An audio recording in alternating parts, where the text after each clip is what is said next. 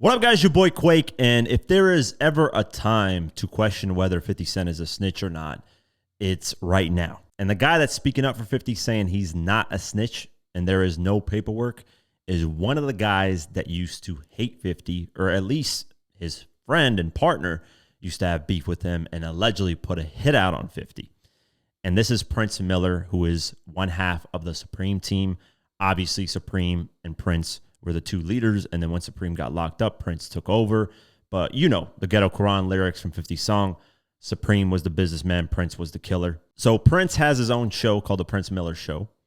And on there, he brought on Supreme's son to talk about the whole moment where 50 said that Jimmy Henchman got stabbed up by World Hardy in prison. Then Jimmy Henchman called Preem's son to clarify that he's walking around, everything is fine, he never got stabbed up, none of that. And they discussed that moment. And Prince goes off on a tangent on his podcast and says, this guy is a rat. He's a snitch. And he used you as a vessel to speak out, but whenever 50 calls him a snitch and calls him out, he never speaks to defend that. And then he even says, hey, I offered for Jimmy Henchman to provide paperwork to me so I could expose that 50's a snitch, and he still hasn't provided it. None of it. So this whole conversation is interesting on the whole podcast, so definitely check it out. I'll leave a link in the description. But I'm going to play some clips for you, and this is the first one I'm going to play. On this clip, Prince Miller puts on the table all the paperwork that Jimmy Henchman has of him snitching on people, putting people behind bars, and he explains how this is why Jimmy Henchman could do what he did in the street and then get in the music industry, was because he was an informant for years and years and years. Moving forward, I'm going to take you through all his documents, his non-profit sessions, all the papers, the people who got arrested, the information he provided, all right there. I'm just going to show it to you, man, so that you know what you're dealing with. Then the choice is yours to make. And the only reason why is that one thing about this program right here, there ain't no faking when I speak. If I say somebody ain't right, you can take it to the bank. I got the proof. I can show it. I got lawyers. I can get sealed documents, anything I need to get. But I'm not here to just expose people. I'm here to teach people. See, he was able to exist in the street for a long time because he was giving information up to the federal government, the Eastern District of New York, and others. It's all right here. So he was able to exist for a long time. And so he was able to make his way into the entertainment business and do the things he did on the backs of people he was sending to the prison. How'd you get all that shit? It's not hard, man. It's very easy when you know the law, you know. But it's not even important no more, because to be honest with you, what I'm saying is it's only important because it's a lesson to be learned. That's a crazy clip. I mean, he just puts on the table this big paperwork and says, yeah, this is what this guy has done. And then following that, he talks about 50 Cent and says, yeah, there's been, 50 spreads rumors of people or talks, smack about people. Like he talked about Supreme getting his arm broken in prison, and Supreme's son's like, I always try to refute what 50 says because the people he talks about can't speak to defend themselves because Supreme's locked up, Jimmy Henchman's locked up, and then when he went at Irv Gotti was dead. So Supreme's son's like, I use myself as a vessel for them to speak, and that's why he spoke with Jimmy Henchman to talk about, the whole stabbing incident. And then Prince Miller reveals that he put out the message to Jimmy Henchman and said, listen, if you can provide me paperwork that 50 has snitched in any way, shape, or form, I will put it on the show and I will expose him and talk about it. But Jimmy Henchman never provided any paperwork because paperwork doesn't exist. It's never existed. And this is from Prince Miller. This is a guy who was tied to the group who allegedly put out the hit on 50 to kill him. And this is Supreme's son on the podcast. Like, these are the guys that are supposed to be the most against 50, technically, right? And if they're like, yo, there's no paperwork that this guy's a snitch, then who gives a shit what other people say? Because there's so many people that put this narrative out that the 50's a snitch because of Ghetto Quran. And even Prince Miller was like, I took Ghetto Quran as an honor. He was like bigging up everybody. I don't take it as a snitch record.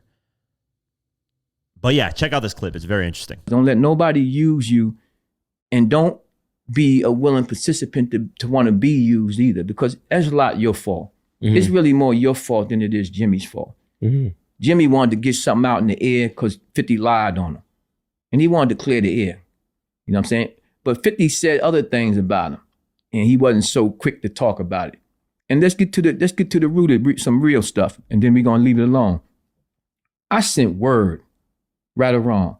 I said, man, tell that dude, man, I said, you got paperwork on 50, man? Send that stuff to me, man. Let me see it. He ain't sent it, did he? If he'd have sent it, that paperwork would be right here on the Prince Miller show, showing 50 to be no good. But he never sent that work to this day. So he can't play that game with me. We're going to leave it alone, right? And there you have it.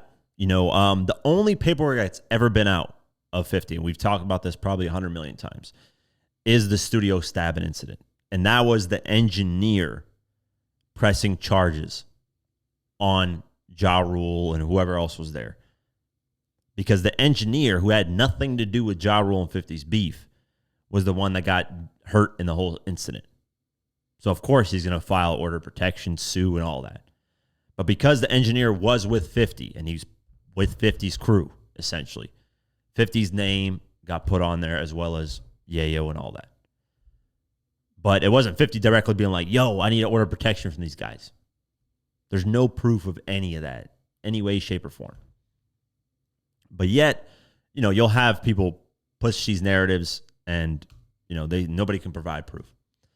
Even police, there was an interview done by, I believe it's AGTV, shout out to him, where the police officer said, we tried to plant evidence on 50. We tried to convince him to snitch in every way, shape, or form. He wanted nothing to do with us.